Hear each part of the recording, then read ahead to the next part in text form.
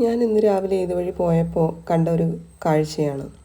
നമ്മുടെ മനസ്സിനെ ഒരുപാട് വേദനിപ്പിക്കുന്ന ഒരു കാഴ്ചയാണ്. ഇത് കണ്ടപ്പോൾ എനിക്കും ഒരുപാട് വിഷമം തോന്നി.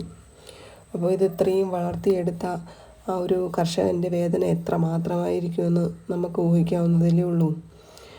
എനിക്ക് ഒരു വിഷമം തോന്നാനുള്ള ഒരു പ്രധാന കാരണമെന്ന് പറഞ്ഞാൽ എൻ്റെ മക്കളെ സ്കൂളിൽ കൊണ്ടുപോകുമ്പോൾ ഞാൻ എന്നും ഇതുവഴിയാണ് പോകുന്ന വഴിക്കൊക്കെ ഞാൻ മാമനെ കാണാറുണ്ട്.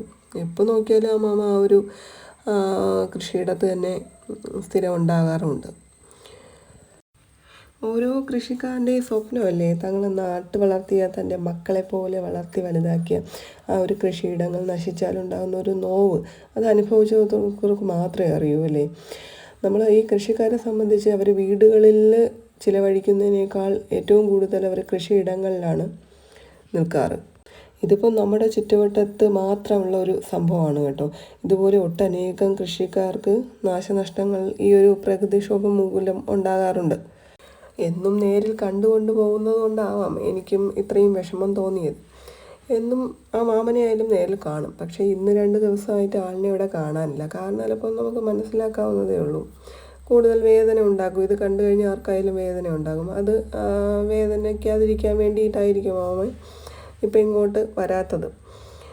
പ്രകൃതിക്ഷോഭത്താൽ ഒരുപാട് നഷ്ടങ്ങൾ കണ്ടവരാണല്ലോ നമ്മൾ ഓരോരുത്തരും അല്ലേ. പക്ഷേ നമ്മളെയൊക്കെ ഓരോ കാഴ്ചക്കാർ മാത്രമാണ്.